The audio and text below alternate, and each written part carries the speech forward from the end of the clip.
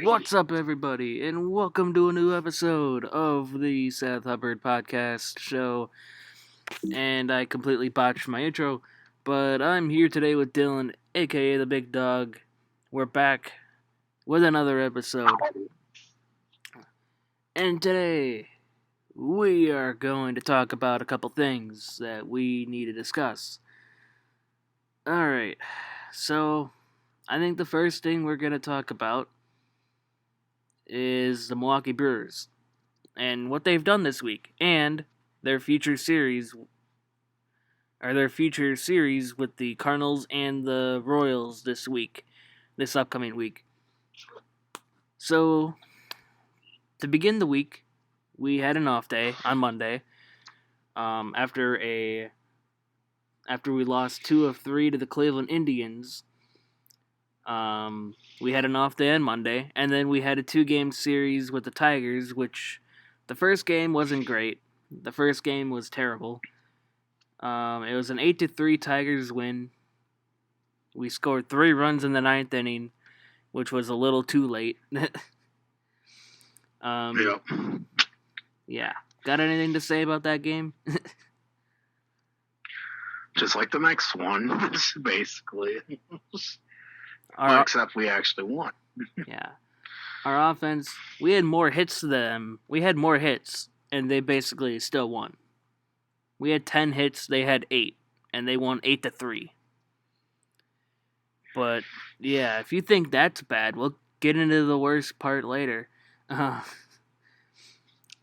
Then, of course, the next day, we basically had a 19-0 blowout, but it could have been 20-0, and here's why. The second run, Luis Arias had the first RBI with a double, and then he got caught stealing at third, and then the next player, Tyrone Taylor, hit a double. So that would have been 2-0 if Arias stayed, and then 3-0. Or no. It would have been 4-0 because there was a 2 RBI double for Garcia the next time. It could have been 20-0. But it's whatever. It's good to see this offense finally do something, but as we'll get to later, it probably won't happen again. Yep. When you were at work during this game, and I was telling you all the updates, and you're like, holy crap. What was your first reaction to that score? The 19-0, I was like, oh my goodness. I was not expecting that when I checked my phone. Yeah. I'm like... It said it was like 6-0, and that was a couple more. Yeah, I was like... Yeah. I was watching the first, 5 innings of the game, because I had time before work, and then I check on my break, and I'm like, holy shit, it was an obliteration. Yeah, it was 7-0 heading into the 5th, so I missed the rest of the runs. And I'm like, yeah, I think we got this in the bag after I left for work. And then when I checked the score, definitely. Alright, well, then we had an off day for Thursday. And then Friday was probably the most boring game ever. In the 9th inning, Ryan Braun hit a walk-off sacrifice fly. Probably the most boring way to walk off, but we'll take it. we will take that. Yeah. So what happens the next 2 games? Brandon Woodruff had a start. He had 7 scoreless innings, 12 strikeouts. Devin Williams, 1 scoreless, 2 Ks. Hader, a scoreless inning, 2 Ks. But as we'll get into the next game, he shit the bed. So I wasn't watching this ending. I was on my Xbox playing, I believe, 2K, and I see you text me, Hater blew it or something, and I'm like, oh my fucking god. You've got to be kidding me. And then I see another home run, and I'm like, are you kidding me? It was 2-0 heading into the top of the 9th. You got the best closer in baseball, best reliever in baseball. Brian Braun hit a 2-run home run in the 4th inning. And, you know, the best reliever in baseball should be able to close this game out. Yeah. No. Jason Hayward. Go ahead. Here, normally does that more times than not, but unfortunately, that didn't happen. Yeah. Jason Hayward hit a 3. And I thought. Go ahead. I was just gonna finish it, and I thought we had the game as well, but I was wrong. Yeah, Jason Hayward hit a 3-run bomb, and then this Vargas dude I never heard of hit a solo, and I'm like, are you kidding? And then, we could have done something. We had 2 leadoff singles, and then Vogelbach struck out. Braun was taken out for some fucking reason. And then Gamble didn't do anything. And then Arcia, first pitch he hits, it goes right into the third baseman's glove. And I'm like, okay, well, that's game. You think that's disappointing? We'll get to the most disappointing game of the world. Now, I watched a little bit of this game. I watched until like the 4th inning when we gave up all those runs. And I'm like, I'm turning this off. The Brewers are the second team this season to get no hit. Alec Mills. And it couldn't have happened.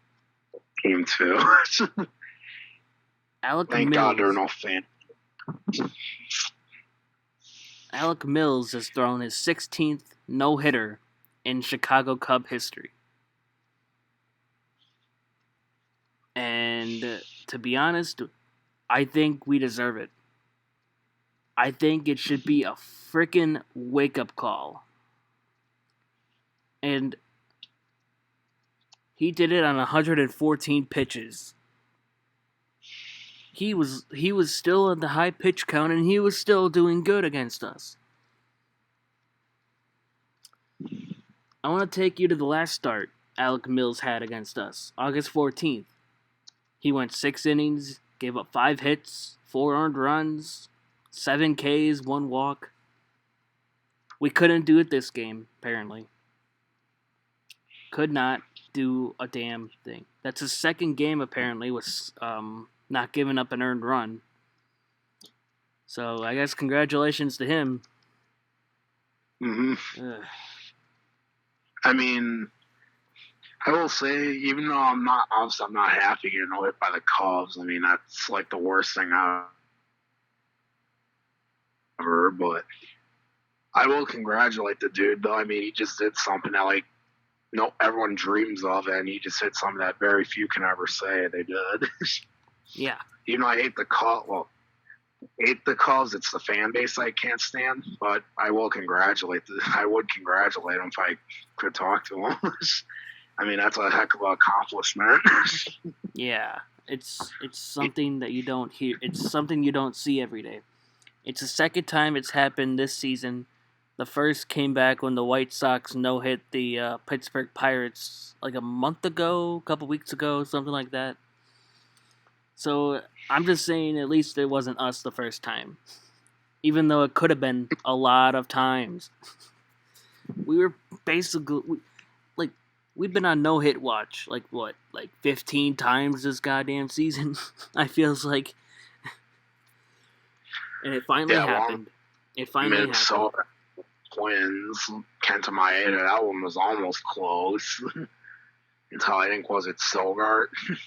I think had a little blooper a little line drive that just went over the catcher, or the second baseman's glove. Yeah, I don't remember when they were up in the... I don't remember either, but despite the no-hit, here we are in the standings. Obviously, we didn't help ourselves in the division. We said we have no chance of making that. We don't have any chance of beating the Cubs out for the division unless like they Not lose, the most job ever. unless they like lose out and we win out. That's like the only way we can do it is if we win out and they lose out.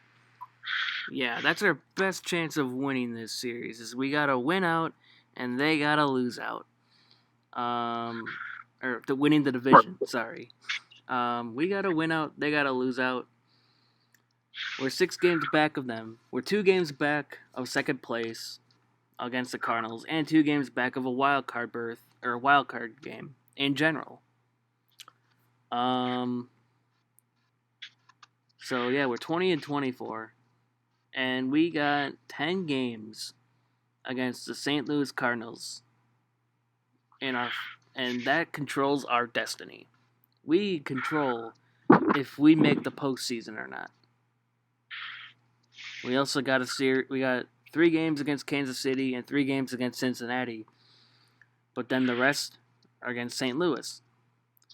And yeah, how do you think we'll fare? Tomorrow's a doubleheader at Miller Park. Tuesday is this one game, and then Wednesday is a doubleheader. So how many games do you think we take out of those 5 games? Oh, in the 5-game series, probably 2 or 3. I'm predicting. Final one. I think if we need to make the postseason, I think we take 3. We need to take 4 if we really, if we're going to be making the postseason. We need to take 4. A sweep is asking for a little too much because I think we might lose one tomorrow and win one. Tuesday we might lose. Wednesday, I think we take one and lose one. It could go either way. And then Thursday we have a day off, obviously, because we had 2 freaking double headers in 3 days. Friday, we face off against the Royals in a 3-game series. So it's going to be a lot. We need to preserve our bullpen. I think the keys to victory is preserving the bullpen and just getting to their bullpen immediately, because they're going to be worn out if we get to their bullpen. I think that's the keys to winning this series. It's just preserving our bullpen. Hopefully our offense is good. And yeah, I think that's it. Well, you can't do possibly worse than being no hit. Exactly. I'd like to think. And then the 3-game series against the Royals, I think we take 2 of 3, but you never know. We could lose 2 of 3 because Brewers. I'd hope we could take 2 of 3. Hard to sweat. I don't. I guess we'll see how things next week. Yeah. At time we'll talk a lot and see where we're at. Yeah. I agree with you on that. And that's on the Brewers. Yeah, recap. They got no hit, 2 games out of a wild card and the second place spot. And yeah, they got a tough 5-game series in 3 days. And then a 3-game series against the Royals. So yeah, and they got 10 games left in general against the Cardinals. So we got to see how they do there. I'm going to be working during all the damn games, so I will not be watching them. You'll have to cover for me on how we do. Yeah, that you'll have to look on ESPN or whatever you look on for who scored and stuff. Yeah. I don't know. Playing St. Louis, so we could either do really good or we could do really bad. Yeah. I think to make the postseason, we got to take 6 of 10. 6 or 7 of 10. And then we got to beat the Royals and Reds. Those are going to be good series. Those are must-win series as well. I think if we take 5 of 10, everything's fraught. If we take 5 of 10, we better take 2 of 3 against Kansas City and Cincinnati. So, yeah. That's the We'll Brewers. see. On to the other Milwaukee team. So earlier this week, it was announced that Giannis Antetokounmpo unfollowed all of his teammates except obviously his brother Thanasis. And he unfollowed the Bucks on Instagram. And then it was released the day after he had a meeting, or he was going to have a meeting with ownership about the future of the franchise and what directions they want to take with the organization. Obviously, no leaked information was sent from that meeting because they want to keep that private. But yeah.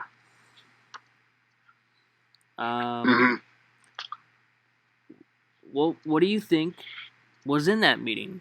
I want to get your thoughts on that. What do you think they were talking about in that meeting? Hopefully a new point guard.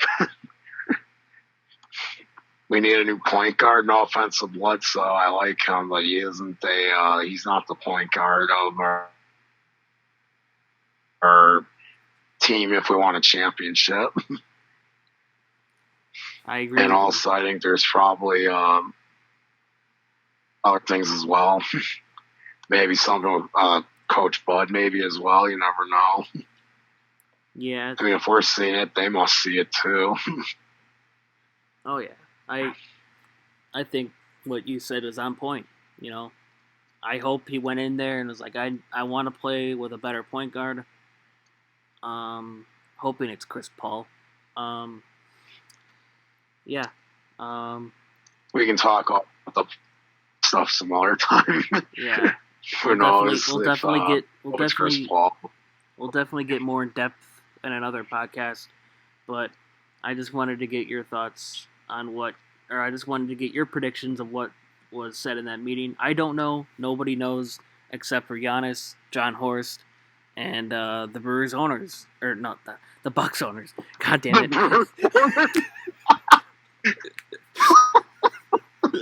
I meant the Bucks owners. Obviously, we were talking about the Brewers, so I'm like, okay, that just slipped my mind. Who knows? Maybe Giannis wants to. Oh God, it feels like. Oh God! Then I was like, yeah, I don't think I want to be here anymore. Yeah. That was a good one. That was a mistake, but yeah, we can always laugh about that. Man, but yeah, I just hope it was about a new point guard and that they need to, and also figuring out about the coaching situation. I think Bud is staying, but yeah. It sounds like he is for at least this upcoming season. But if they fail again, which I don't know how to feel, I hope we win. But next year, one thing I won't blame Coach Bud for though is that we do need a new point guard, and that certainly didn't help when Bledsoe was shooting like 2 of 14 or whatever it was.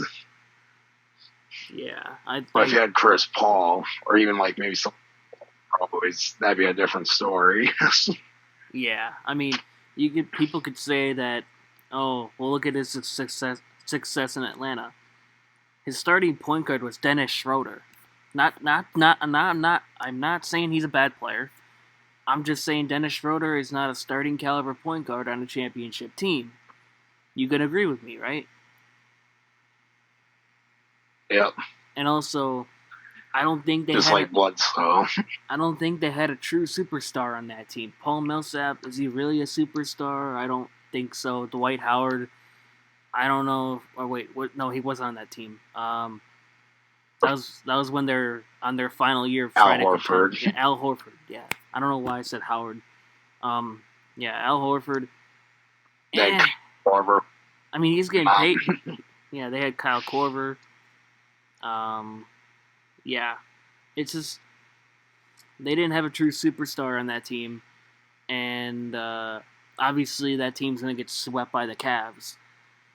So, yeah, you look at his success in Atlanta, but he didn't have a true superstar to look at. But now he does in Milwaukee. yeah, he's got Giannis on. But He's got Giannis to try to keep happy. And then he's got Chris Middleton, who I'd consider a star too. I mean, what he did in that Miami series, I thought was very good. Was really good. Yeah, I was impressed. I was impressed. There's a little bit of an Orlando series. People that are saying, "Oh yeah, the Orlando series." Yeah, he could have played better there, but I'll give Middleton his credit. He stepped it up when we needed him, though. Yeah, what I was gonna say, which is something that. Yeah, I was gonna say that Middleton. Sorry. I was gonna say that Middleton did look a little shaky in that Orlando series. He wasn't doing terribly good, or he wasn't doing as good as I hoped. But then he stepped it up in a couple games in that series, and then the Miami series, like you said, he did pretty good. But yeah, I definitely think Middleton's not getting traded. That's for sure. Bledsoe, I hope, gets traded. He better trade. Yeah. So yeah, I think Middleton. Those are like the people are saying Chris Middleton needs to be traded, or just dumb, or saying he will be. It's like no, he is definitely. Anyone who actually watched that series knows he was probably our best player. He was the reason why we even had a chance. Yeah, I can agree with Unfortunately, teammate mainly was failing around him, and there's not much you can do when your teammates aren't helping you.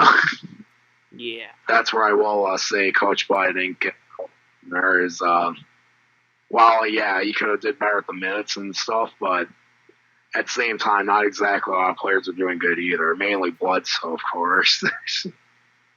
Yeah. And when Bledsoe's not doing good, without Giannis, you're pretty much screwed. Yeah. I can agree with that. It was basically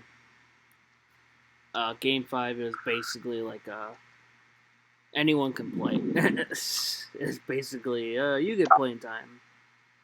Because he had to. He had no other choice. Like, he had no choice but to give more minutes to Middleton, and it was a good idea.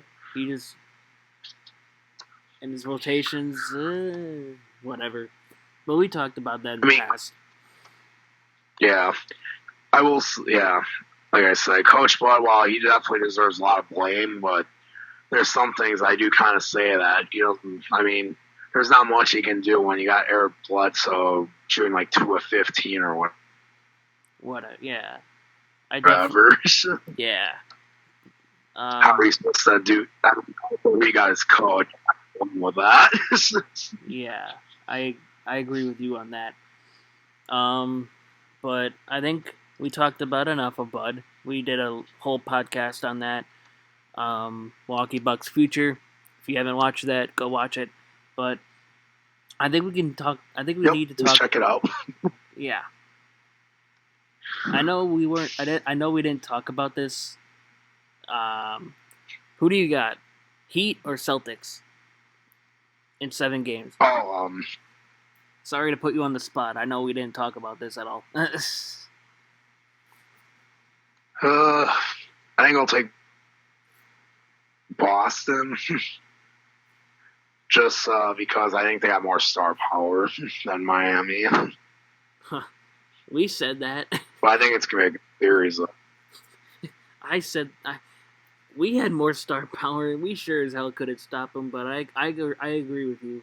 I think Kemba Walker is going to do good. I think Jason Tatum's going to ball out. I think everyone's going to do good. But it is going to be a good series.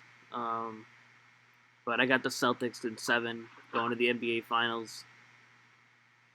But yeah, same. And then a second round matchup that's still going on. Nuggets have came back from a 3-1 series lead again, or 3-1 deficit again, and have forced a Game 7 against the Los Angeles Clippers. Game 7 is Tuesday, so sadly we won't know the result of that until Tuesday. Just wait till frickin' Tuesday. You remember Oh that? yeah, that. Yeah. Just wait till frickin' Tuesday. I can tell this.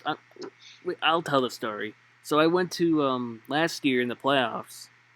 I went to Game 1 of the Celtics Bucks series, and we got blown out. I was sitting there pouting. I was pissed. Mom's like, "Oh, it's okay, honey." No, it's not. I'm like, "No, it's not, mother. I want to win, cause I don't want Giannis to go." And she's all like, "Oh, give me a smile." And then I see this drunk guy like 3 rows behind me, I believe, and he starts waving and he's like, "Oh, good shot, to every shot, and then he goes, "Just wait till frickin' Tuesday, Tuesday, Tuesday, Tuesday." It was the funniest shit ever. It was. I was laughing. I'm like, that put a smile on my face. That dude's really funny. And I showed you the video, and you laughed too. I'm like, yeah, let's wait till Tuesday. We ended up winning that series, but that's the past. But that's the story behind that. Um, yeah, I went to game 1. Wasn't that great, but it was a good experience. But yeah, moving on. That's the story of that. Um, yeah, the Nuggets have definitely. I guess they're like a team that wants to come from behind. They were down 3-1 against Utah, came back, won that series. Down 3-1 against the Clippers. They're now forced to Game 7 on Tuesday. Who you got Game 7? Oh man, just uh, I'm rooting for Denver honestly, but I think I'm choosing the Clippers just because of Kawhi Leonard. That's respectable. I agree with you on that. He I just think seems to have that killer. I I'm going to be rooting for Denver, but I'm going with Clippers. Just Kawhi Leonard just seems to have that killer instinct when he has to. yeah, but there's no wrong answer. Either team can win it. I mean, after the 3-1 lead over the Nuggets, I'm like, okay, the Nuggets will either win Game 5 and then lose Game 6, or they'll just lose Game 5 and the series is over. But then they win the next 2, and I'm like, okay, we got a series. They definitely shocked me. I thought they were gonna lose to the Utah Jazz, to be honest. But then they came back, and I'm like, damn, Jesus. But yeah, I got Clippers. I got Clippers because of they don't they. But if they do choke, it'll just be Lob City all over again. Chris Paul, Blake Griffin, DeAndre Jordan, that failed experiment, never won a championship, never even made it to the Western Conference Finals. I don't think they want to be known as that anymore. They don't want to be known as a team that has superstars but never makes it to the Western Conference Finals. Yeah, at least as a Bucks fan, at least I'll feel sympathy for him. And at least I won't feel so bad about choking. They would have choked a lot worse than we would have. Yeah, I definitely agree with you on that. Yeah, Clippers. I got Clippers. I got Now we talked about Lakers and Clippers. I think I don't know. If it was a Laker Nuggets series, I think that'd be interesting. I actually would like to see that. I would definitely love to see that. But I still think the Lakers would win that series. But I did Clippers, but honestly, seeing how the Lakers are, I think I might go with the Lakers. Just because LeBron and AD seem to be on cool. yeah, they were so good that Mike D'Antoni resigned from the Rockets. After saying that he would hope that he can still coach for the Rockets, but then he said he was going to be a free agent and opted out.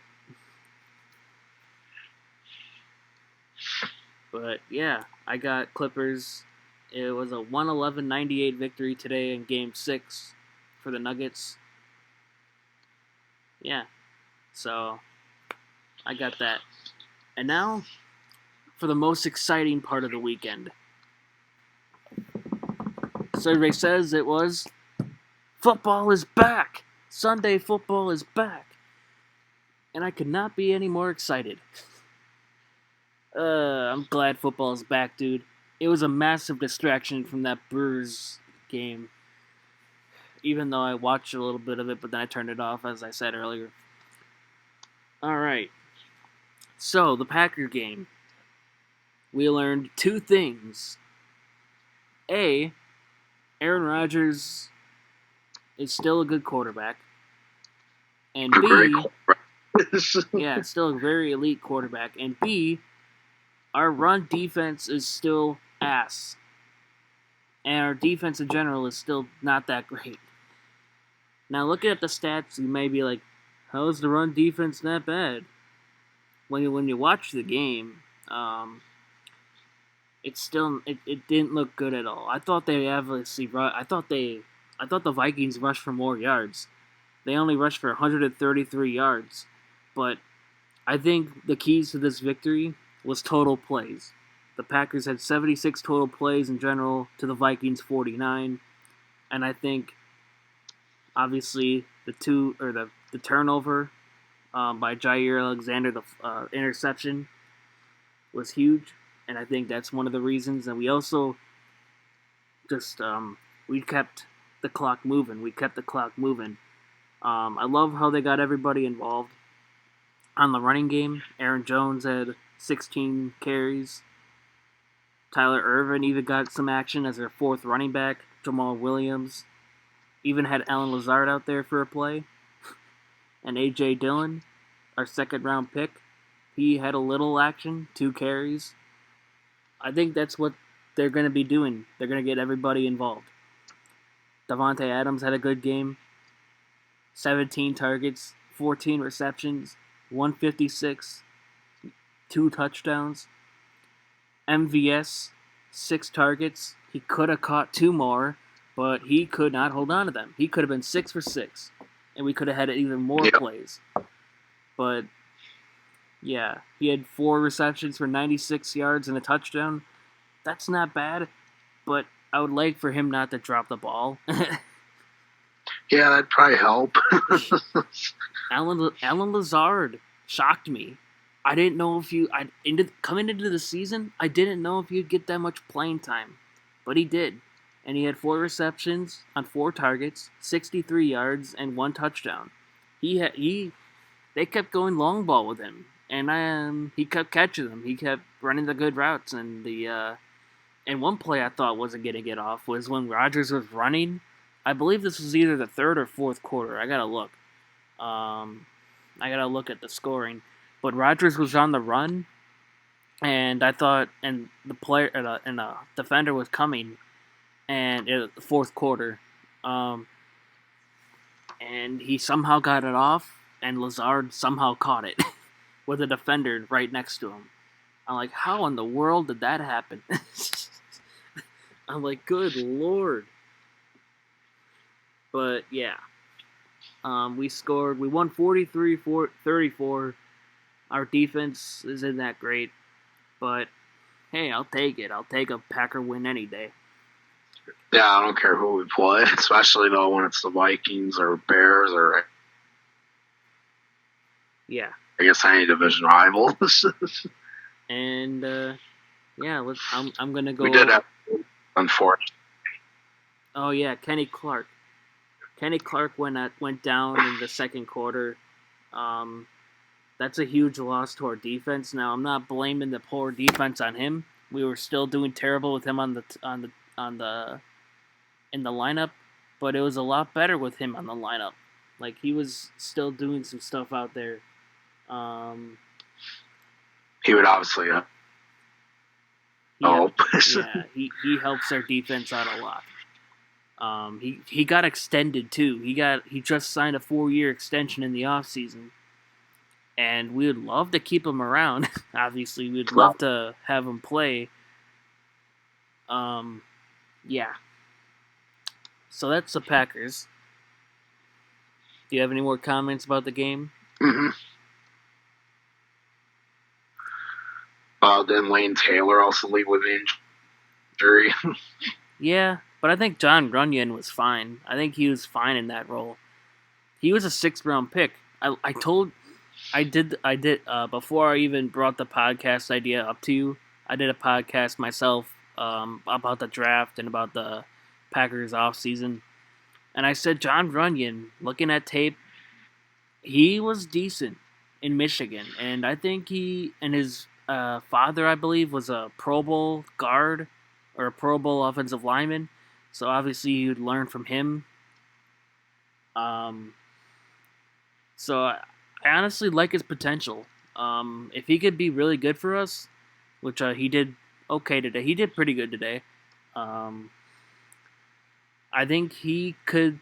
Lane Taylor's on a contract year, so Runyon can you plug him in and replace Taylor. He can get out. Can let Taylor go. Yeah. And also you can let Billy Turner go. That don't know why they paid him. They're paying him $8 million to barely play and be injury prone. So that hurts us a lot. And also, he's a 64 overall on Madden, I think. Which, if that says anything. I know overalls don't matter, but if you watch the games, he's not even on the field. And he's getting paid $8 million. Yikes. Easy. Yikes. Why can't I be good at sports?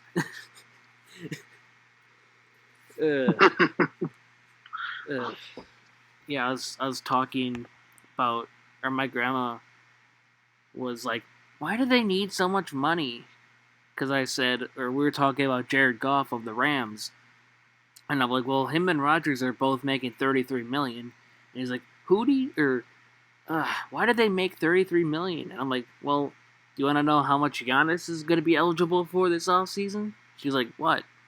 $250 million over 5 years? And she's like, goodness gracious.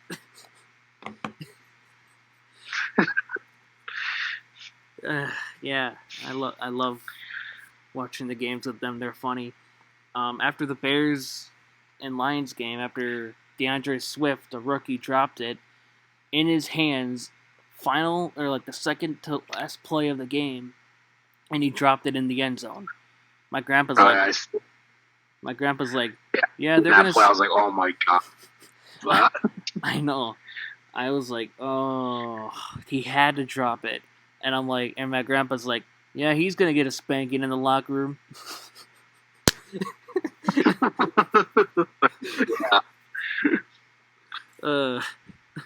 I'm like, yeah. Watching football with them is the best. It's like watching baseball with your dad. He's hilarious. But we can just like with the Buck. Yeah. Well, I'm gonna go over the rest of the games of the week. So Thursday, the Chiefs obliterated the Texans 30-20 or 34-20. The Seahawks won 38-25. The Bills defeated the Jets 27-17. The Bears won 27-23. That pains me to say. Cam Newton in his debut, he's looking like a freaking started running back instead of a quarterback. Because he had legit, 75 rushing yards on 15 attempts. 15 attempts. 2 rushing touchdowns. He had no passing touchdowns. He only attempted 19 passing attempts. And had 155 yards. But the Patriots won 21-11 over the Dolphins. The Eagles blew a 17-0 lead to the Washington football team and lost 27-17. I was talking to an Eagles fan, and he said, well, if you go into Madden, their overall should be 64 overall. Every last offensive lineman should be a 64 overall. And I'm like, okay. Oh, God, yeah. Carson Wentz got sacked 8 times. 8 times. He threw 2 picks.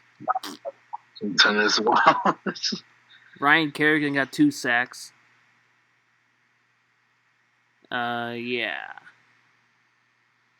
I want to see how Chase Young did, the second overall pick. He got 1.5 sacks. So he made an immediate impact. I mean, I'd hope so. He plays for Washington, right? Huh? He plays for Washington, right? Yeah. Chase Young, he got 1.5 sacks on his debut. Yeah, I remember him last year. He was the hot shot there talking about at Ohio State, right? Yeah, I remember seeing that with the badge. Yeah, he dominated college football. The Raiders beat the Panthers, and apparently the Panthers could have won, but they decided not to give the ball to Christian McCaffrey for some reason. I didn't see the play, so I can't really judge them. I don't know what the situation was, but rookie head coach Matt Rule said that it was his fault for losing the game because he didn't give the ball to McCaffrey. I don't know what happened there. I didn't watch it. I'm gonna have to go look back. The Jaguars won 27-20. Phillip Rivers didn't have a great debut. Yeah, sure, he had 363 passing yards, but he had 2 interceptions to 1 touchdown. And also, Marlon Mack might have a torn Achilles, and I have him on my goddamn fantasy team. I have him and Jonathan Taylor, the Badger running back, on my fantasy team. So I guess it's a good thing I have Jonathan Taylor. Because he's going to get more playing time now. But I hope Mac gets better. Minshew had a good day. 3 touchdowns. Holy crap. He went 19 of 20 on 173 and 3 touchdowns. That's crazy. He got sacked 4 times. And they didn't even really use the running game as much. So they must have, the defense must have done something. They must have had a couple defensive touchdowns, because I'm like, how in the world do you win with those stats? I guess they can win because they had no defensive touchdowns. But, okay. Oh, Jesus. A highlight video played in the middle of that. I hope we didn't catch it in there. The Ravens defeated the Browns 38-6. Day by day, the Browns are looking like one of the most overrated teams in NFL history. They're hyped up to be a Super Bowl contender. Oh, we got Mayfield, Kareem Hunt, Nick Chubb, Jarvis Landry, Odell Beckham Jr., Austin Hooper, who they signed in free agency. It's not producing any results.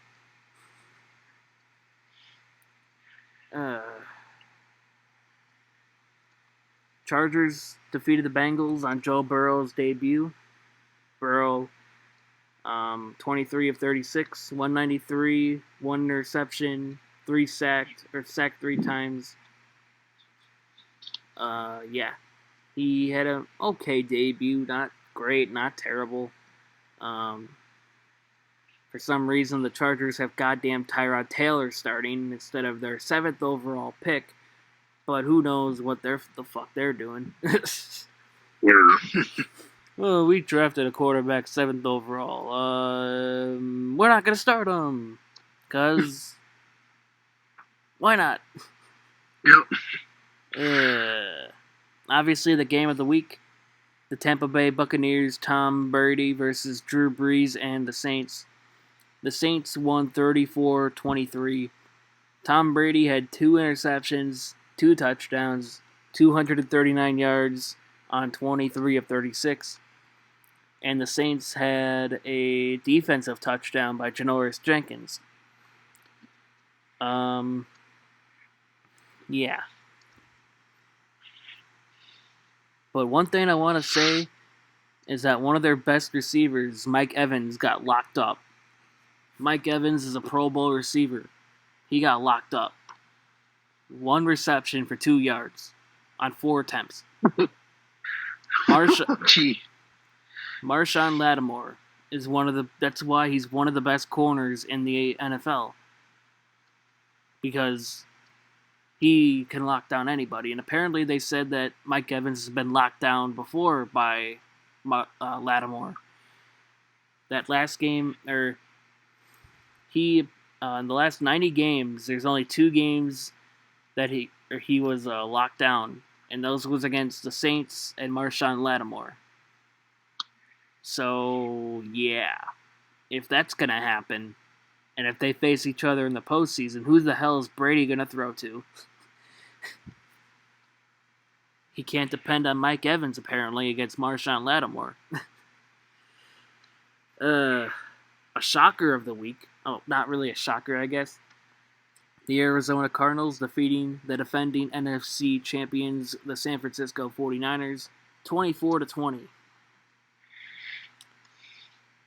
Kyler Murray had an okay day, 26 of 40 for 230, 1 touchdown, 1 interception. Also led the team in rushing with 91 yards rushing. DeAndre Hopkins had a great debut, 14 catches, 151 yards. And then the Cowboys lost 17-20 against the Rams. So, yeah. That's... And go ahead. then Monday nights the Steelers play, right? The Steelers and Giants, and the Titans and Broncos. A doubleheader. They always have a doubleheader on the first week for Monday night. For some reason, that's the only week that they have a doubleheader. And then it's just, 1 game. But yeah, I think that covers everything. Yeah.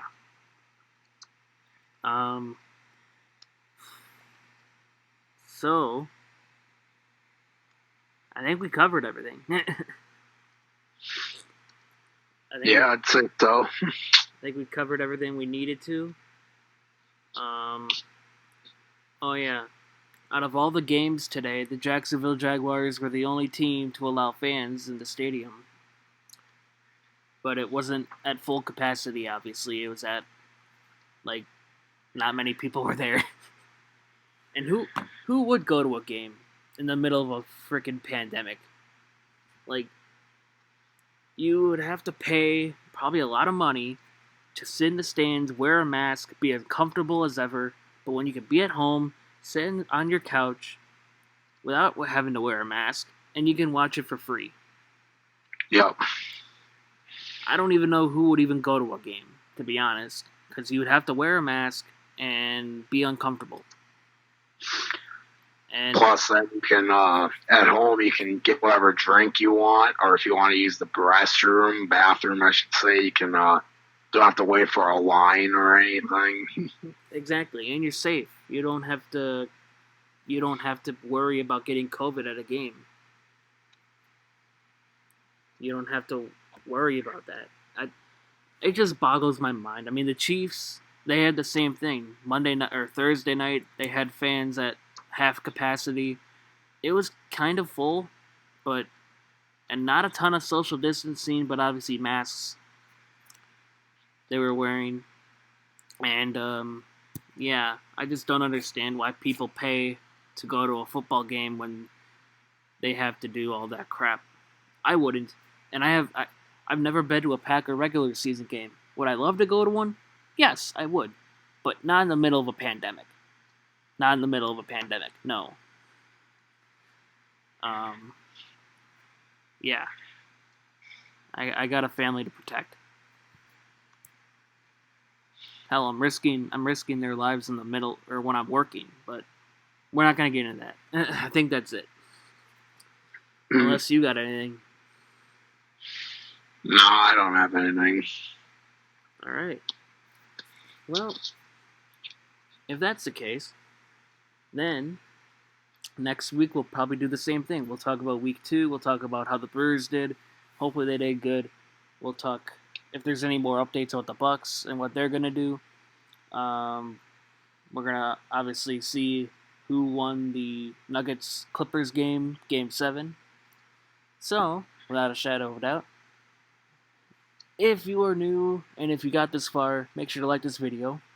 You have to leave a comment, subscribe for more content, leave a comment with new ideas, subscribe, share with your friends, family, whatever, anyone into sports. We're going to probably do this weekly for every single week. And yeah, peace. We're out. Yep.